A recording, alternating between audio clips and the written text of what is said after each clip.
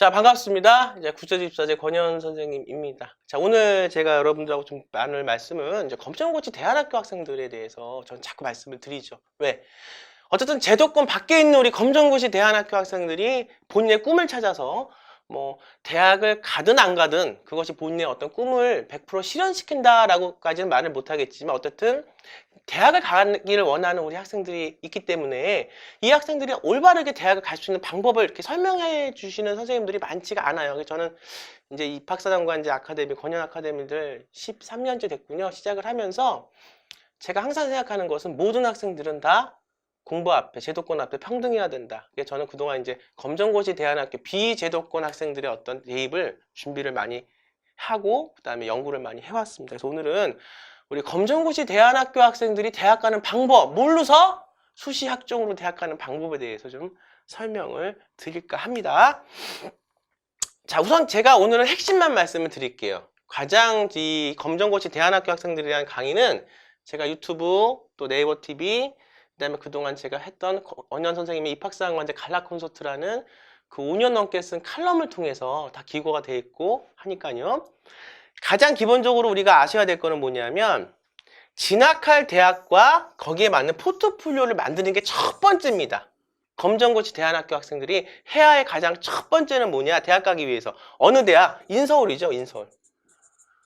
서울대서부터 시작을 해서 성균관대, 경희대, 중앙대, 그다음에 숭실대, 아무튼 그래요. 그 인서울권 대학에 왜 포트폴리오를 준비를 해야 하느냐? 이유는 딱 한 가지입니다. 우리 검정고시 대안학교 학생들은요, 생기부가 있다 없다? 없어요. 우리 학종은요, 생기부를 갖고 여러분들을 판단하는 거예요. 근데 우리가 생기부가 없으니까 대신에 우리한테는 어떤 기회를 우리가 주어지냐, 대학에서. 교수님들과 입학사관관들이 어떤 기회를 주냐? 너네가 생기부를 만들어 와라 그래요. 얼마나 여러분들 정말 혜택입니까? 정말 혜택이라고 저는 생각을 합니다. 왜냐하면 예전엔 이런 게 없었거든요. 그래서 이게 없기 때문에 검정고시 대안학교 학생들은 일반고 학생들과 붙으면 혹은 특목고, 이제 특목고도 이제 앞으로 없어질 추세지만 붙으면 당연히 질 수밖에 없는. 왜? 근거가 있다 없다? 근거가 없다. 우리나라 국내 입시는 근거가 다 있어야 돼요. 해외 입시는, 해외 수시는 하버드를 가더라도 해외 입시는 근거가 제출이 안 돼도 돼요. 롤링페이퍼에 수시 전형에서 자기소개 에세이에 자기가 했던 것들을 다 적어요. 그럼 그 사람들은 다 믿어요. 그 해외 대학의 입학사관관들은 여러분들 했던 말 다 믿습니다. 그 우선 뽑아놔요. 엄청 뽑아놓죠. 그냥 뭘 안 시키냐? 해외 대학은 그냥 졸업을 안 시킵니다. 능력이 안 되면 졸업 못 시켜요. 우리나라는 반대죠. 그나마 대학 졸업하기가 쉬운 게 우리는 한국 대학의 어떤 그 시스템이고 진짜 이제 들어가기가 힘들죠. 그러니까 우리는 근거를 다 제출을 할 수 있는 능력이 있어야 됩니다. 자, 그런데 이 근거를 어떻게 제출할까? 이번 연도에서도 또 대안학교 학생을 맡아서 지도를 했는데, 대안학교 학생들을 했는데, 그 대안학교 학생들의 가장 큰 공통점적인 문제가 하나 있었어요. 잘 들으시라는 얘기입니다. 이게 뭐가 있었냐? 나는 무슨 대안학교를 다녀요. 오케이, 그래. 그래서 뭐 했니? 그래서 이런 거 했어요. 어차피 대안학교는 정규교과하고는 시간이 좀 다르죠. 그 프로그램 자체가 교과 내용이 여행 다니고 밭에 채소 심고 했습니다. 그렇구나. 뭘 느꼈니? 굉장히 느끼는 건 많을 거예요. 우리 대안학교 검정고시 학생들도 마찬가지고 또 홈스쿨링 하는 학생들도 요즘에 있으니까. 저는 그거에 대해서 좋다 나쁘다를 얘기하는 게 아니라 시스템적으로 굉장히 많은 걸 느꼈어요. 감정도 풍부해요. 그렇구나. 근데 니네 대안학교가 정식으로 인가를 받은 대안학교니라는 게 중요합니다. 뭐요? 지금 이거를 방송을 보시는, 영상을 보시는 우리 학생과 부모님들 잘 들으세요. 지금 본인의 아이가, 자녀가 혹은 내가 다니고 있는 대안학교가 정식으로 인가를 받은 데냐 안 받은 데냐에서 여러분들의 크게 생각하실 부분이 하나 있습니다. 대부분의 90% 이상은 인가를 받지 않은 비인가 대안학교를 다니고 있습니다. 저한테 오는 학생들도 마찬가지고요. 그러면 우리는 이렇게 생각해요. 우리는 대안학교다.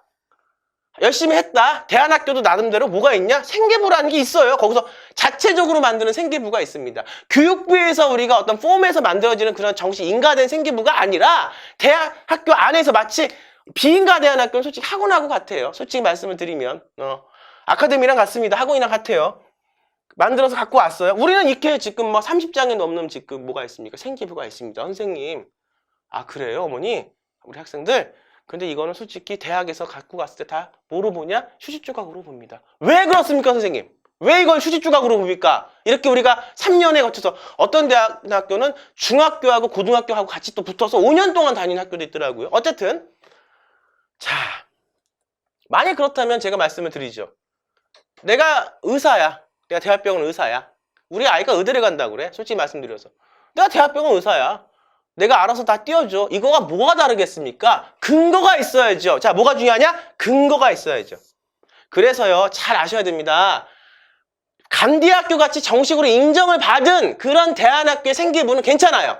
그건 나라에서 그 인정을 받은 학교이기 때문에 대안학교라도 그런 것들은 입학사항관들이 충분히 우리가 근거로 보지만 그 밖에 한 95%가 넘는 우리 그 전국에 있는 비인가 대안학교에서 인가를 받지 않은 대학에서 공부한 학생들은 새롭게 대학에서 원하는 방향으로 생계부, 즉 포트폴리오를 만들어 가야 된다는 거. 그러니까 분명히 제가 하나 말씀을 드립니다. 이게 굉장히 중요한 지금 포인트예요.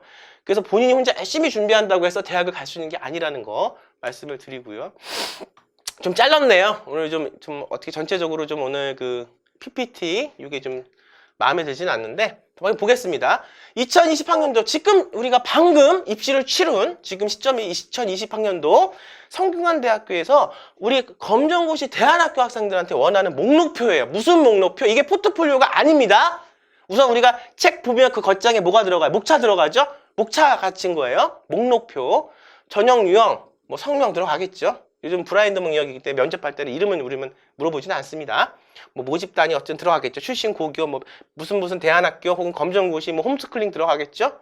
자, 중요한 건 여기에요. 이 부분. 이게 지금 좀 잘렸는데 성균관대학교의 학생부 종합전형에 검정고시 대안학교 학생들한테 물어보는 포트폴리오가 몇 개가 건수가 들어가냐 하면 10개가 들어가요. 10개. 이거 알아야 됩니다. 10개. 이 10개라는 건 의미가 굉장히 커요. 지금 항목으로 뭐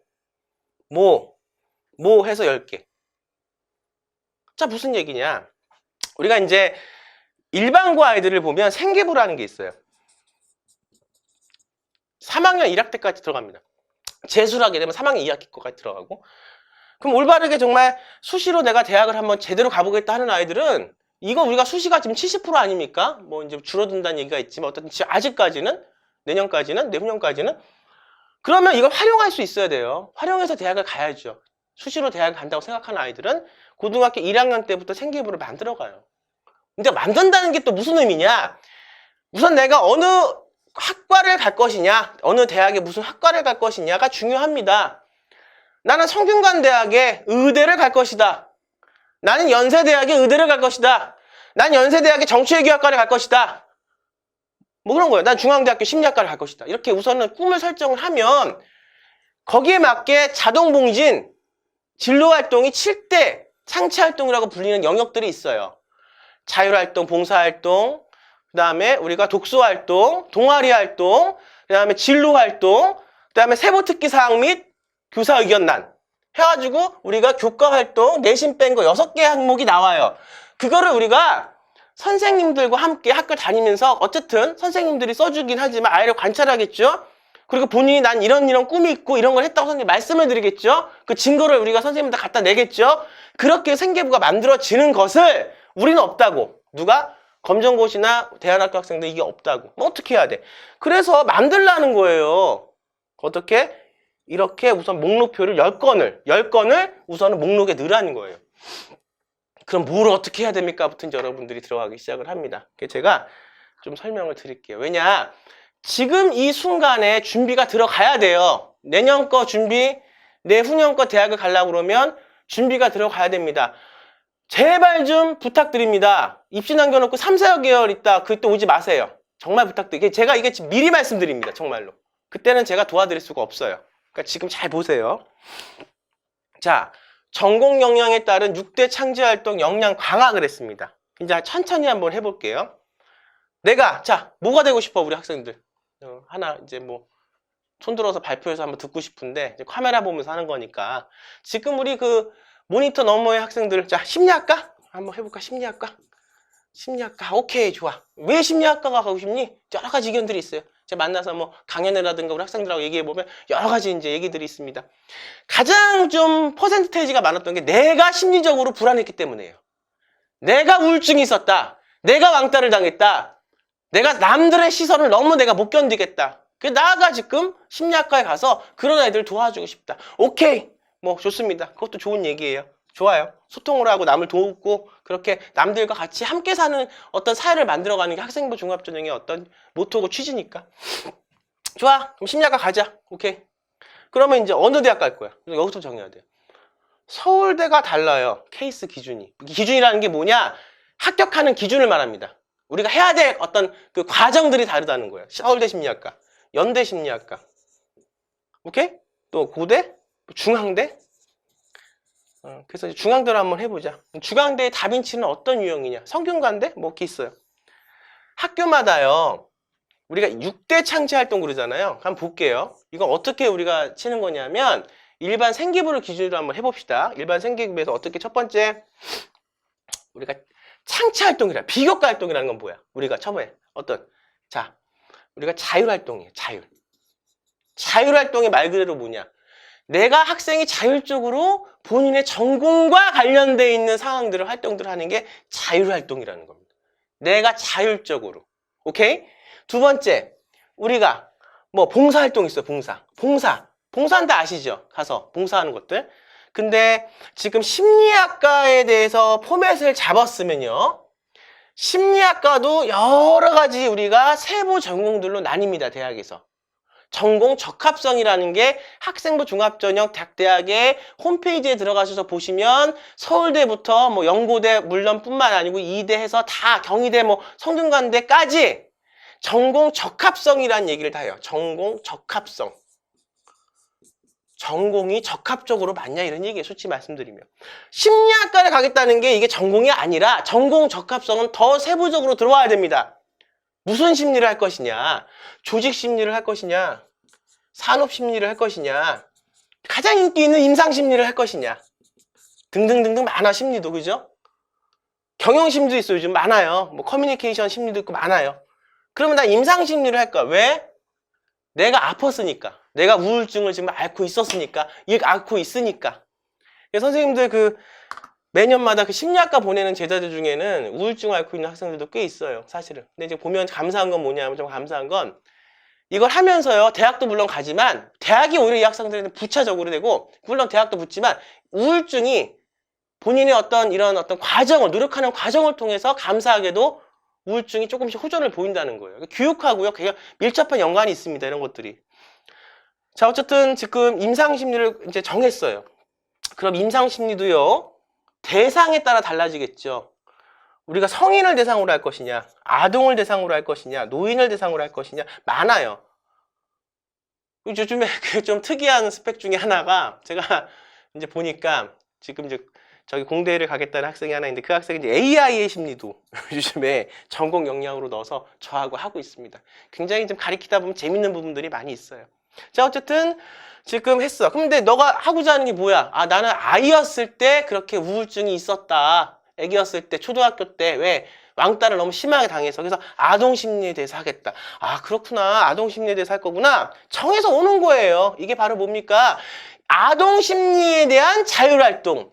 아동심리와 관련되어 있는 봉사. 그러니까 봉사도 어디로 가야 돼? 노인들 많은 양로원 가서 봉사하는 게 중요한 것보다는 연관성이 있는 유치원이나 또 어떤 더 기회가 되면 아픈 아이들이 심리적으로 트라우마가 있는 아이들한테 가서 우리가 연령대가 맞는 데 가서 봉사하는 게 낫겠죠. 왜냐하면 그 봉사하는 게 다 그 학생한테는 공부고 기록이고 그 학생이 어떤 정체성, 자기만의 어떤 학생부 종합전형 아이덴티티를 느낄 수 있는 거니까.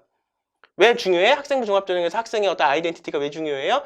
묻는 것이 그 학생이 뭘 했냐, 팩트. 우리 학과에 우리 전공에 들어오기 위해서 뭘 했냐, 팩트 사건 하나 물어보고 두 번째 뭘 물어봐? 거기서 너가 느끼고 깨달은 게, 너만의 느끼고 깨달은 게 뭐냐? 100명이면 100명, 200명이면 200명, 300명이면 300명. 똑같은 상황에서도 느끼고 깨닫고 판단하고 생각한 게 다 다릅니다. 이게 바로 학생부 종합전형의 묘미예요. 그리고 대학교 교수들은 이걸 봅니다. 여기서 여러분들 자소서, 면접에서 이걸 평가하는 거예요. 잘 알아야 돼요. 뭘 해야 대학을 갈 수 있는가? 뭘 해야 시간 안 버리고 열심히 해서 원하는 대학에, 최대한 원하는 대학에 혹은 근사치의 대학에 갈 수 있는가? 이것이 중요하다는 겁니다. 시간 버리면 안 되니까. 여러분들 인생이 걸린 문제 아닙니까, 대학은? 자율활동, 봉사활동. 또 뭐 있어요? 우리가 진로활동이 있어요. 또 뭐 있습니까? 독서도 해야 돼요. 대안학교 해외고 학생들의 가장 여러 가지 문제점이 있지만 가장 큰 가리키다 보면 문제점이 뭐냐면 독서.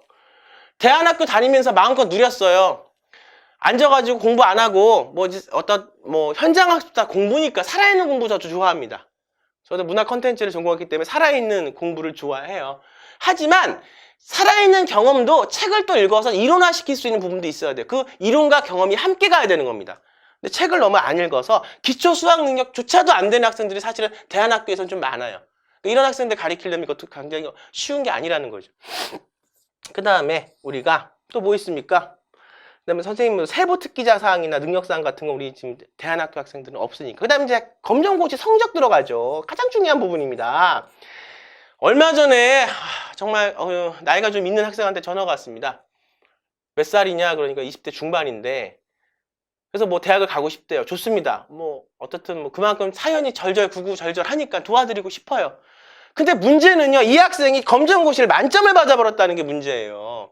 우리가 잘 아셔야 됩니다. 대안학교에서 검정고시 학생들과 우리 어머님들은 잘 아셔야 되는 게 이 생계부도요, 고등학교 1학년 들어가서 고3 딱 1학기 되면 끝나버려요. 더 이상 우리가 만질 수가 없습니다. 생계부를 고칠 수도 없고 고쳐서도 안 되고 많이 고친다면 불법이에요. 근데 검정고시도 마찬가지예요. 생계부가 없지만 검정고시는 우리가 3번이고 4번이고 자꾸 다시 볼 수 있어요. 내가 총점이 95점이야. 지금 국영수 사과 음악 미술 체육 다 해서 95점이야. 그러면 우리가 4월 달에 한번 보고 8월 달에 한번 보고 1년에 2번 봐요. 그러면 지금 4월 달에 95점이니까 8월 달에 내가 더해서 97점을 만들었어. 100점만 아니잖아요, 지금. 97점이 됐건 99점이 됐건 여기까지는 우리가 졸업으로 보지 않습니다. 검정고시 졸업으로 보지 않아요. 이게 무슨 말이냐면 99점을 맞아서 플러스 1점 할 수 있는 여력이 더 있잖아요. 어떤 그 점수의 빈틈이 있잖아요. 100점이 아직 안 됐잖아요. 검정고시에 대안학교에 이 포트폴리오, 이 우리가 만드는 서류들, 이거는요, 검정고시를 준비한 기간까지예요. 만이 100점이 되면요, 100점을 맞고 지금 맞았어요. 저한테 온다고 해서 준비를 못 시킵니다. 왜? 이미 끝난 거예요, 이 학생은 검정고시가. 이게 또 중요합니다. 그래서 지금 뭐가 중요하냐? 우선 아시라는 거예요. 그래서 검정고시까지 해서 보통 검정고시는요, 인서울대학에 가려면 총점 100점을 맞아야 1등급에서 대학에 따라서 2등급부터 시작을 합니다. 그러니까 검정고시 학생들은 이런 데미지가 좀 있는 거예요. 그러면 이걸 어떻게 해서 대학을 선생님이 붙이냐? 1등급부터 시작을 100점을 맞아도 2등급부터 시작해야 되는 학생들은 어떻게 비교과 영역의 70%의 비교과 영역을 굉장히 뚜렷하게 이 학생한테 맞는 색깔의 이야기와 이 학생한테 맞는 전공 역량으로 준비를 시키는 겁니다. 그래서 이거죠. 결국은 여기서 했던 그 10가지의 어떤 항목들을 경희대는 이제 5가지, 네오네상스 경우는 5가지. 어떻게 분배를 하느냐? 중앙대 다빈치로 한번 해볼까요? 아니면 경희대 네오네상스로 한번 해볼까요? 뭘로 해볼까요? 경희대 네오네상스 아니면 성균관대학교의 학생부 종합전형으로 한번 해볼까요? 성균관대 거니까 첫 번째 성균관대학교는 전공 역량을 봅니다. 첫 번째 들어갈 게 전공 역량이에요. 10가지죠. 지금 여기 지금 실판에 5가지만 돼 있으니까 5개 우선 해볼게요. 오늘은 우리가 이제 소개를 시켜드리고 여러분들이 검정고시 대안학교 학생들, 우리 학부모님들이 어떻게 해야 대학을 갈 수 있는가를 빨리 좀 캐치를 하시고 준비를 하시라는 의미에서 말씀을 드리는 거니까 전공 역량, 아동심리학을 하겠다. 그럼 아동심리학에 대한 프로젝트가 있어요. 이 프로젝트를 실제 하는 겁니다. 프로젝트 하지도 않고 했다고 하면 안 돼요. 그럼 큰일 납니다. 첫 번째 큰일 나고 두 번째 왜? 본인이 직접 해야지. 지도를 받으면서 본인이 해야지. 왜 본인이 하지 않으면 본인의 생각이 경험이 없으니까 생각이 정립이 안 되잖아요. 그럼 대학을 못 가요. 가장 무식한 거는요. 하지 않고 했다고 말하는 게 가장 무식한 겁니다. 그렇게 하면 안 돼요. 이제는. 자, 그래서 전공 역량에 대한 프로젝트를 1. 아동심리학에 대한 예방과 치료에 대한 키트를 한번 만들어 보겠다. 이런 프로젝트를 하나 했다고 쳐요. 어디서 하는 걸로? 보건복지부에서 하는 걸로 하나 했다고 쳐요. 자, 1. 2. 그다음에 뭘 볼까? 전공 역량을 또 하나 넣어도 돼요. 왜냐하면 학생부 종합전형은 일반 우리 고학생들이 2년 반에 걸쳐서 준비한 거잖아요. 그러니까 2년 반, 1년에 하나씩은 해야지 그래도. 그치? 연관성이 있어야 되니까 또 하나 했어요. 세 번째. 인성도 중요합니다. 학생부 종합전형에서 가장 중요한 게 인성입니다. 인성. 그래서 봉사. 우리가 봉사할까? 우리가 봤더니 우리가 아동센터에 가서 좀 방과 후에 그 아동들에 대한 무슨 어떤 수학 지도를 하던 영어 지도를 하던 아니면 아동들과 함께 놀아주던 아니면 유치원에 가서 어떤 봉사를 하던 나는 아동에 대한 심리에 대한 어떤 전문가, 임상심사가 되고 싶기 때문에 아동들에 관한 봉사를 한 겁니다. 언제? 1년 넘게. 그렇게 한 거예요. 그럼 이 봉사는요, 어떻게 우리가, 제가 근거가 다 있어야 된다 그랬죠? 대안학교에서의 비인가 대안학교의 페이퍼들이 왜 다 쓰레기 취급당하냐? 근거가 없으니까. 근거는 봉사에 대한 근거는 어디에 있습니까? VMS라는 발급하는 기관에서 있는 봉사를 해야 됩니다. 그래야 여기서 그 봉사가 1328, 그래야 여기서 봉사가 근거가 인정이 되는 거예요. 나라에서 인정을 해주는 거예요. 대학에서. 프로젝트도요. 나 혼자 그냥 프로젝트 했다가 중요한 게 아니라 어떻게 하는 겁니까? 프로젝트도 잘 하셔야 됩니다. 어떻게? 정확한 보건복지부, 정확한 교육부. 우리가 요즘에 옛날에 보면은 무슨 뭐 캠프에 가가지고 돈 몇 푼 내면 가가지고 뭐 상장 타오는 그런 데서 하는 게 아니라 이런 게 대안학교, 비인가 학교에 너무 많다는 거예요. 그런 게 아니라 정식으로 진검승부할 수 있는 교육부, 보건복지부 뭐 이렇게 해서 우리가 그런 기관에서 하는 프로젝트를 해야 된다는 겁니다. 그러니까 이건 어떻게 본인이 직접 해야죠. 근데 본인이 그걸 다 못하니까 지도를 받으면서 전문가의 지도를 받으면서 해야겠죠. 그 다음에 또 하나는 뭐가 있습니까? 독서. 아동 청소년과 관련되어 있는 아동 심리학과 관련되어 있는 독서를 또 해야겠죠. 또 하나는 뭐가 들어갈까요? 진로활동이나 자율활동이 들어가면 좋겠죠. 프로젝트와 진로활동과 자율활동은 약간 달라요. 프로젝트는 본인의 본론이 들어가야 돼. 그 전공 역량에 대한. 진로는 그 전공을 만들기 위한 본인이 찾는 과정이 진로고, 자율은요, 꼭 의대를 가야겠다고 해서 의대와 관련되어 있는 것만 하는 게 아니라 의대를 가지만 사람에 대한 어떤 의식과 인식과 소통과 이런 것들을 알기 위해서 동양 철학을 한번 공부해봤다. 이거는 자율활동에 들어가는 거예요. 그리고 그 자율활동에 들어가고 진로활동에 들어가고 봉사에 들어가는 그 모든 것들은 다 대한민국 대학에서 인정하는 근거를 받을 수 있는 해외고 학생들도 마찬가지입니다. 이 지금 시스템은 검정고시나 해외고 학생들하고 거의 비슷해요. 왜냐하면 해외고 학생들도 뭐가 없으니까 성적표만 있지 생활기록부가 없잖아요. 그럼 다 근거. 잠깐 이제 해외고 편에서 말씀을 드리겠지만 해외고 학생들의 가장 큰 문제점은 자기가 다니고 있는 해외고에 있는 그 대학, 뭐 캐나다가 됐던 미국이 됐던 그 고등학교에 있는 학제와 우리 한국에서 대학에서 뽑고자 하는 보는 관점의 학제에 대한 기준이 달라서 부딪힙니다. 이걸 서로 또 맞춰야 돼, 하나하나. 부러진 뼈 있듯이 그게 또 하나하나 다 맞춰야 되는 거예요. 정식으로 이 학종을 가리키고 지도하려고 정말로 안 되는 아이들을 대학에 붙이려고 하면요, 이거는 굉장한 노하우와 노력과 시간이 필요한 겁니다. 여러분들이 좀 잘 아셨으면 좋겠어요. 제가 제발 말씀드립니다. 한 3달 남겨놓고 저한테 전화하지 마십시오. 지금 미리 보시고 정말 준비할 분만 저한테 제대로 한 번 해서 대학 보낼 분들만 저한테 전화 주세요. 제가 그렇게 한가한 사람 아닙니다. 예. 그래서 이렇게 해서 지금 만들어내는 겁니다. 자, 대충 어떻든 뭐 짧은 시간 안에 다 얘기를 할 수 없겠지만 궁금하시면 제가 해외고나 검정고시 편 찍어놓은 거 있으니까 그걸 연달아 보세요. 그럼 좀 이해가 되실 겁니다. 오늘은 설명만, 왜 지금부터 준비를 철저하게 어떤 방식으로 해야 되고, 대안학과 검정고시 학부모 학생님들이 가장 지금 실수하는 게 뭐냐? 비인가 대안학교의 페이퍼를 근거로 제출한다. 다 떨어진다. 왜? 그건 근거가 아니니까. 두 번째, 검정고시를 100점 맞아놓고 준비한다고 한다. 말이 안 되는 거다. 분명히 설명을 드렸습니다. 개별 프로젝트 강화. 그래서 이제 그 중에서도 우리가 그림을 다 그려놓고요. 뭘 찍어야 돼요? 여기서 이제 누나를 자, 뭘 찍어야 됩니까? 저기를 찍어야죠. 그래서 올라가죠. 그러듯이 프로젝트들을 요즘에 보면 이 학종이요. 제가 입학사정관제 2008년도에 시작할 때만 해도 그때도 사실은 잘 하는 방법들이 알려지지 않아서 그냥 어물어물하면서 대학을 갔습니다. 그때는. 근데 지금은요, 벌써 제가 그동안 이걸 13년, 14년 이렇게 이제 대학에서 수업도 하고 하면서 했는데 우후죽순으로 컨설팅 업체라는 것들이 많이 생겨났어요. 개혁사는 이런 어떤 전문적인 서비스는 좀 제공하지 않겠죠. 근데 뭐 컨설팅을 한다고 그래요. 그래서 하면서 하는데 그러다 보니까 굉장한 많은 그 방법들이 이미 뭐 서울 강남 대치동바다에 가면요, 이야기들이 이미 다 정형화가 돼.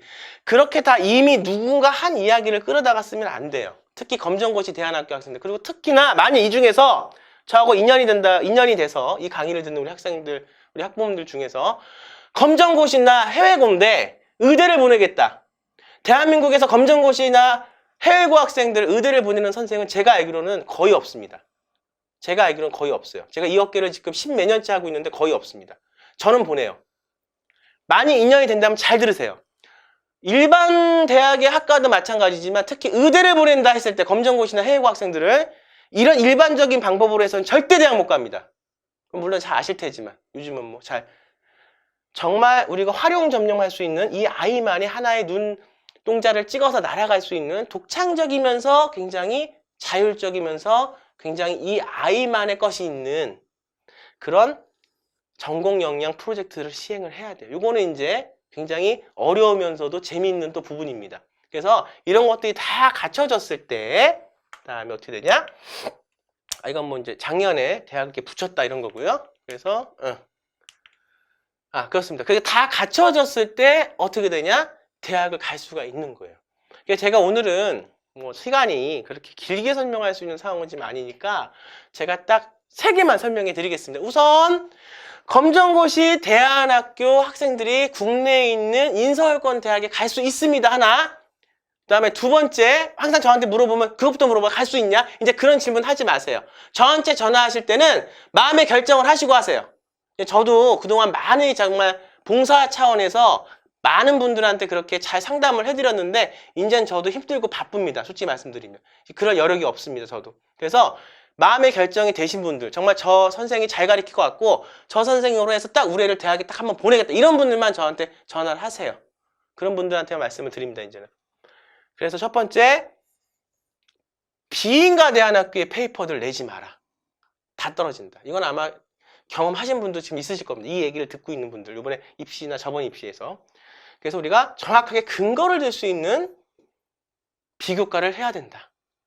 봉사나 프로젝트나 마찬가지다. 두 번째, 검정고시 총점이 100점이 되면요. 수시에서는 이걸 졸업으로 본다.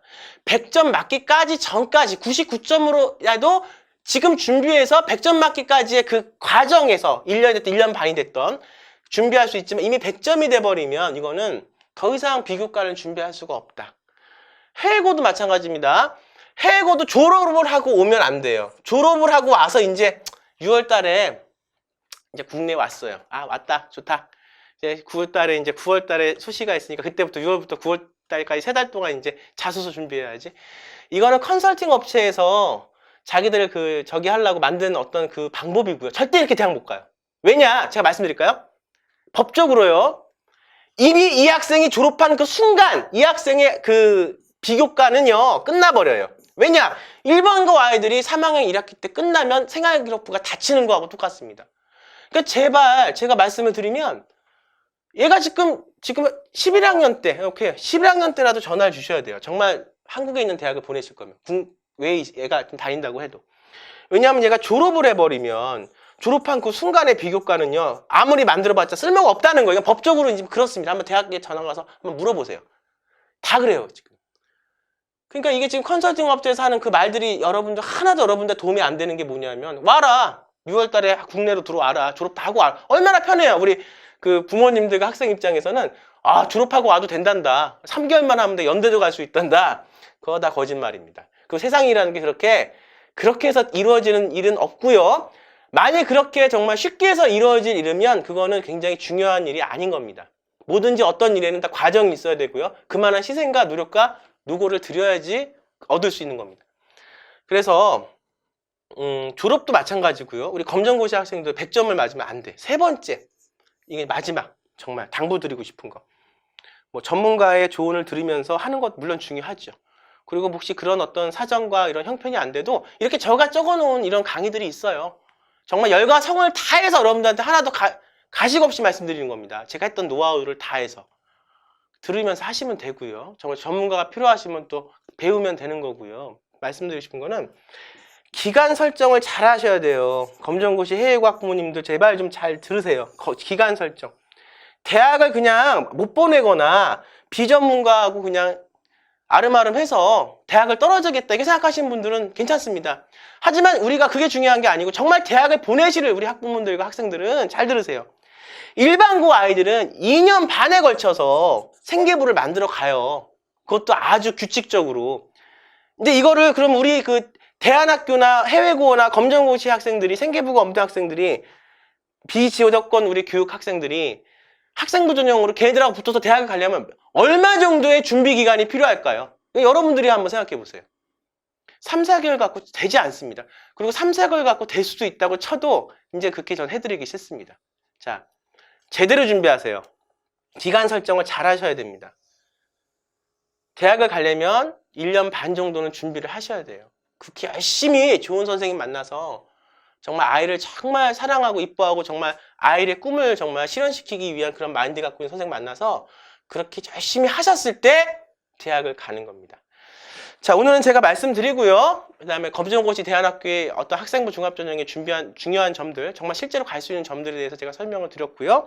다음에는 또 더 좋은 자료와 좋은 내용을 갖고 여러분들 만나 뵙도록 하겠습니다. 여러분들 점점 가을이 되고 이제 겨울로 접어들고 있습니다. 여러분들 그 건강 조심하시고요. 저 권현 선생님은 또 다음 시간에 여러분들 찾아뵙도록 하겠습니다. 여러분들 감사합니다.